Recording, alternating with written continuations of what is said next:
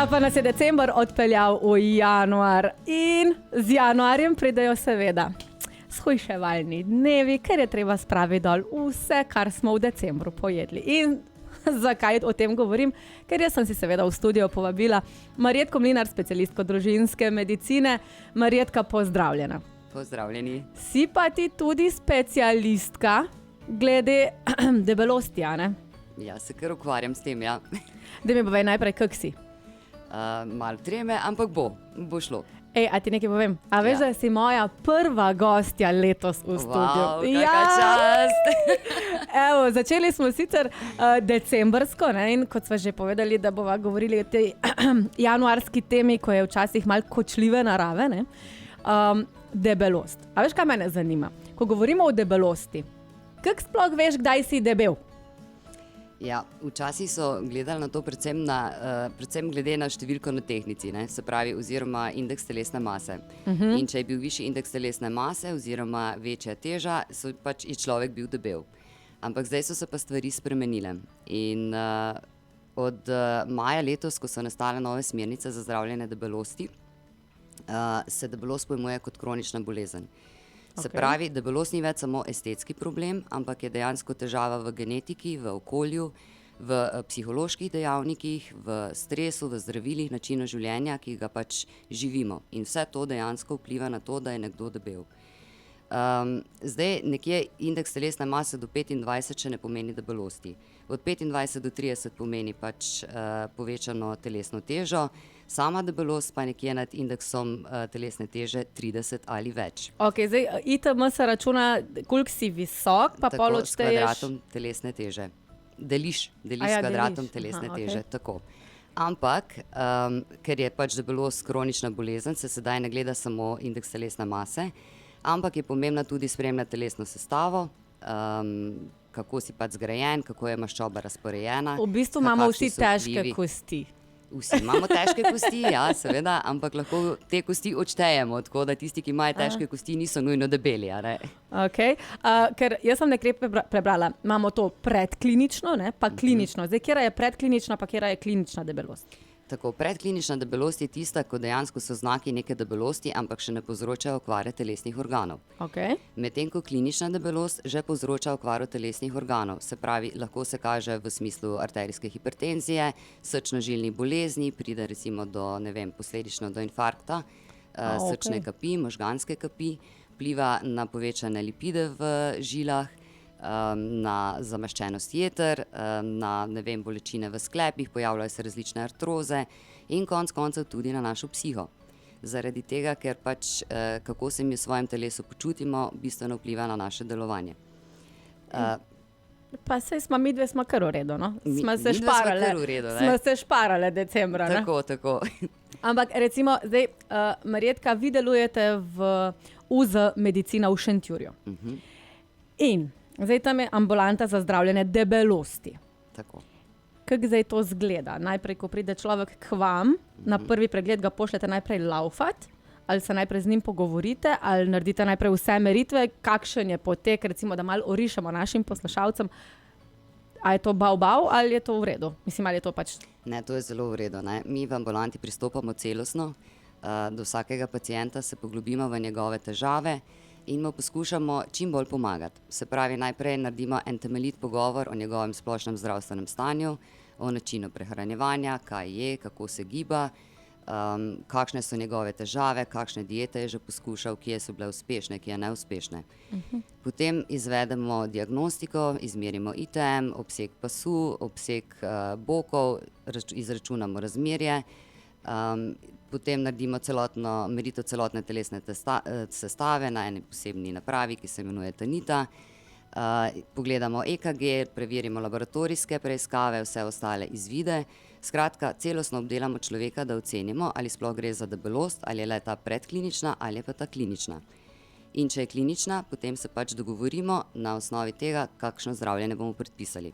Kako bomo človeku pomagali. No in zdaj, ravno ko si rekla, ne, zdravljenje, rekla sva že, Absolutno je pač tukaj šport, ne. Absolutno. Pol je tudi mogoče kakšna dieta, predvsem manj žri verjetno, ne. Točno ta, ja. Ampak zdaj pa mi zelo veliko poslušamo tudi o teh dietah, ko dobiš injekcijo v rit, ne. Zdaj eni pravijo, da v bistvu gre za neko zdravilo za sladkorne bolnike, se pravi, kaj zdaj mi s temi injekcijami odžiramo sladkornim bolnikom zdravilo ali na kak način, mislim, vem, da ne smemo omenjati zdaj teh imen, ne, ampak dajva malo orisati še to, ne, na kakšen način. Ta zdravila so ena izmed zdravil za zdravljenje sladkorne bolezni. Govorimo o GLP-1 agonistih, dejansko posnemajo delovanje hormonov v našem črevesju, s tem, da zmanjšujejo naš apetit. Upočasnijo praznjenje želodca in dejansko vplivajo na našo žlezo hipofizo, da imamo manjši občutek lakote. In ta zdravila so bila v osnovi narejena najprej za zdravljenje sladkorne bolezni, potem so pa skozi raziskave ugotovili, da so zelo učinkovita tudi za zmanjševanje telesne teže.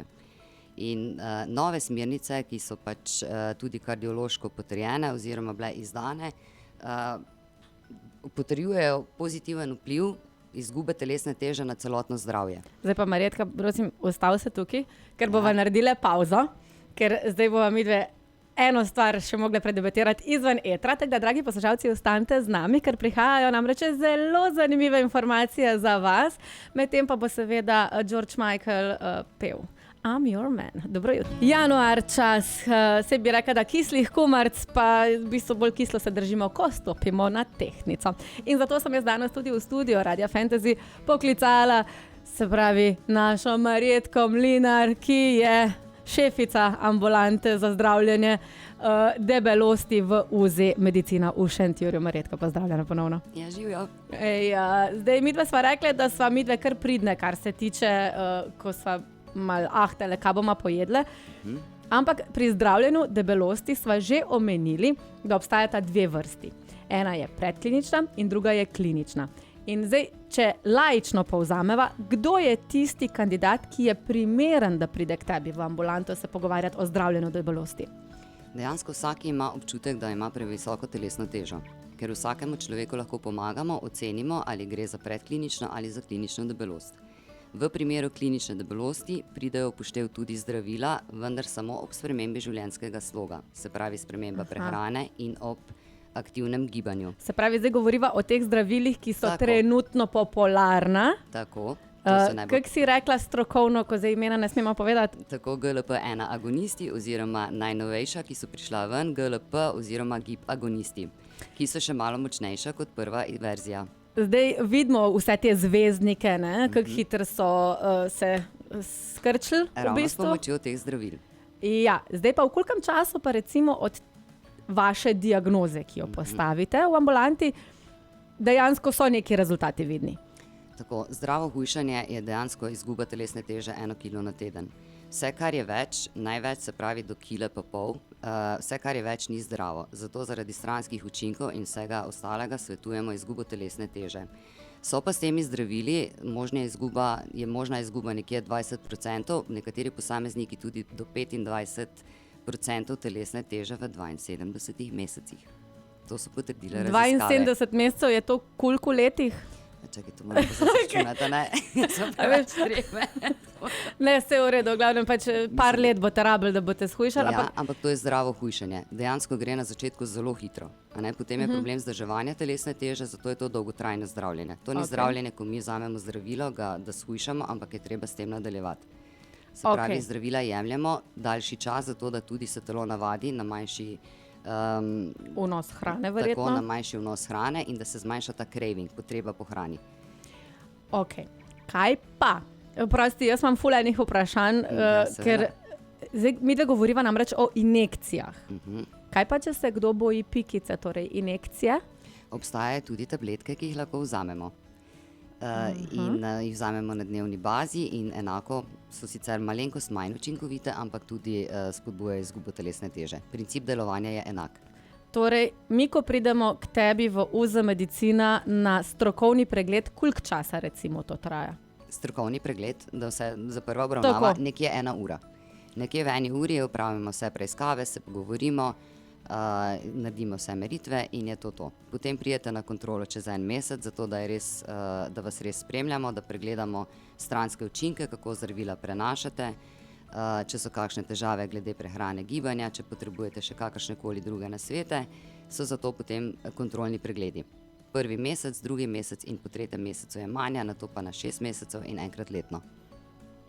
Ja, jaz sem v bistvu dobila vse informacije, kar se tiče zdravljenja debelosti. Imam pa že enega kandidata, ki vas bo obiskal, ampak kje ga pa lahko naročim?